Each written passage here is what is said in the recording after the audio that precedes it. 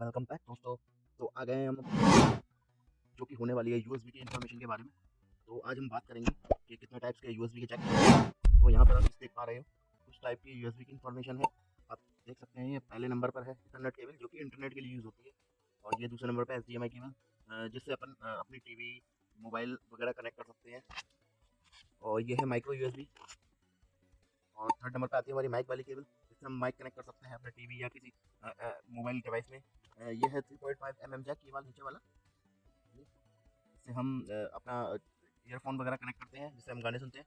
और ये है मिनी यूएसबी, जो कि काफ़ी पहले चला करती थी, नोकिया के 3310 सेट वगैरह और भी फ़ोनों में आती थी पहले। ये है यूएसबी टाइप ए, जो कि आज भी हम कंप्यूटर में यूज़ करते हैं। नीचे है यूएसबी टाइप बी, जो कि प्रिंटर वगैरह में आज भी यूज़ होती है। और उसके बाद है टाइप सी, जो रिसेंटली चल रही है, अभी भी लगभग सारे फ़ोनों में आ रही है।